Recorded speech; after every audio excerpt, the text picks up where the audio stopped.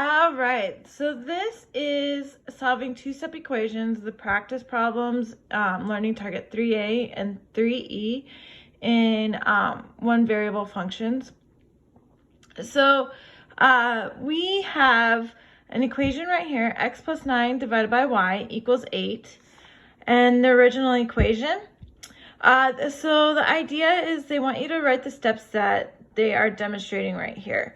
So essentially you want to think of reverse PEMDAS. You want to go addition, subtraction, multiplication, division, exponents, and then parentheses. Note the very last thing you want to do is anything that's directly attached to that x. So you have to kind of move outside and inside to that x. So you're solving for x here. So first we have x plus 9 divided by y equals 8.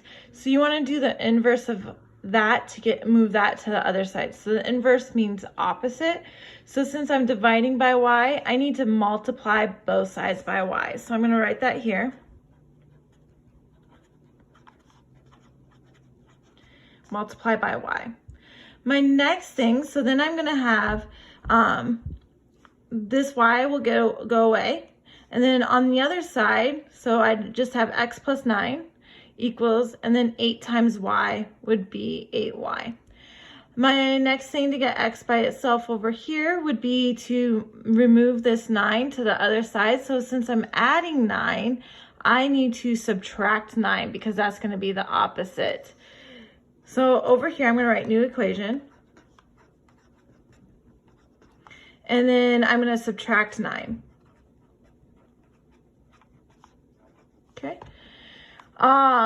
And then this right here is what we're left with. We see that x is by itself and we have 8y minus 9. So this is solved for x, or what x equals.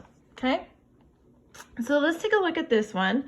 We have -4 equals x divided by y minus 5. So that's our original equation. We want to move everything over to the left-hand side to get x by itself or solve for x. So the very last thing I can do is anything attached to that x, and see how y is directly attached to that x. So I need to move from the outside into x.